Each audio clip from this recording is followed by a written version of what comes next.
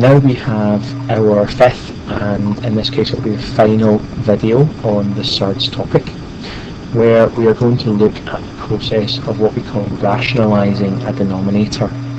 Now this process brings together almost all the skills you already have with Surds in terms of dealing with simplifying Surds, multiplying Surds, dealing with fractions. So when we have a fraction, if we look at 1 over root 2 there, which is going to be our example in a minute, where the denominator is a surd, it's usually more useful to remove that surd, to get rid of it, whether we want to use that for equations or to do calculations with it. We call this process rationalising the denominator, because we're changing the denominator from a surd, from an irrational number, into a rational number, which will usually almost always be an integer. It doesn't matter if the numerator in your new surd is rational or irrational, and usually the numerator will be a surd after this process.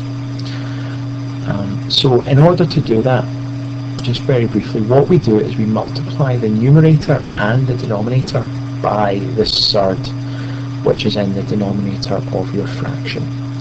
The reason why we do that is because if we multiply by a fraction, that's the same number on the top and the bottom. That's exactly the same as multiplying by 1. So it doesn't change the value of your answer, but it does completely change the fact that the denominator goes from being a surd into being an integer, because we remember that multiplying by equal square roots will cancel each other out. Oftentimes after rationalising, you would need to simplify your answer. So for example, to rationalise 1 over root 2, we're going to multiply by a fraction which is root 2 over root 2.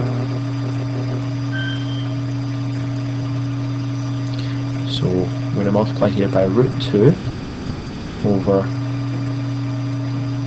root 2. It's important we state that this is what we're doing. This will give you marks, at least at a unit level at National 5. We are multiplying by a fraction, so we're multiplying together the numerators. So 1 times root 2 would just be written as root 2, and root 2 times root 2 would just be written as 2. The surds have cancelled each other out, the square root signs rather have cancelled each other out. I now have to look and see, can I simplify this answer? Can I simplify the surd parts of it?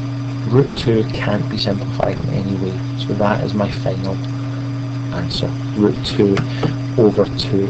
If you were to use a scientific calculator like one of the Casio ones, which deals with surds, if you wrote 1 over root 2 as a fraction and pressed equals, it would come back with root 2 over 2.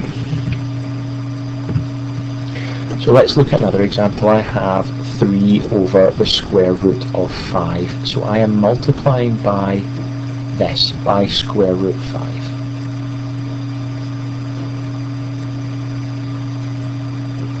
So by root 5 over root 5, which is the same as 1. 3 times root 5 would give us 3 root 5. And root 5 times root 5 would just give us the number 5. Now there's a couple of things we have to check if they can be simplified here now. I have root 5, which is a surd in its simplest form. I can't do anything to that. And I have 3 over 5, which is also a fraction in its simplest form, and I can't do anything to that.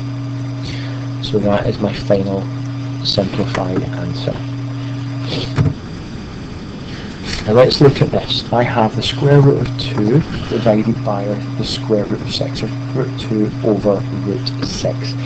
It's the surd from the denominator that I want to multiply by, so I'm multiplying by root 6 over root 6. If I multiply by another surd, it won't rationalise. Sign that a little bit early. I want to multiply by root 6 over root 6. So the bottom's easy, the denominator is just going to become 6. Root 2 times root 6 is equal to root 12. Now if I look at that, I then have to ask myself, can I simplify anything in that? Root 12, remember we've done this a few times, root 12 simplifies down to root 4, root 3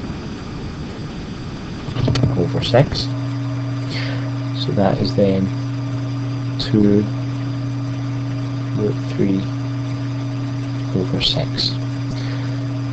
I've simplified the surd as much as I possibly can. Now I want to look at the fraction. I have 2 and 6, which are both in the 3 times table, so that's going to cancel out, and that's going to leave me with 3 here. So I have root 3 over 3 as my simplified version of root 2 over root 6.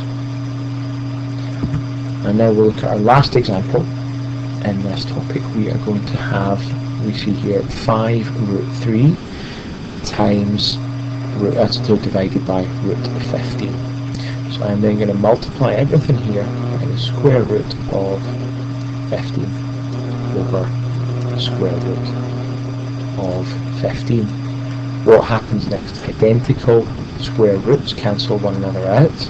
There's 15 as our denominator, and then 5 times root 3 times root 15 will give us 5 root 45 as our numerator.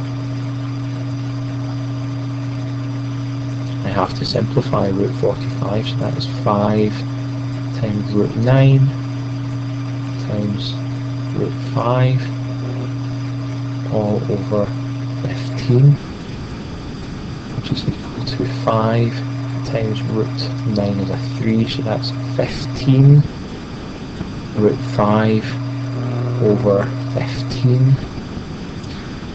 Root 5 can't be simplified any further, however these 15s will cancel each other out to leave us with an answer of what would be root 5 over 1, which fully simplified is just root 5.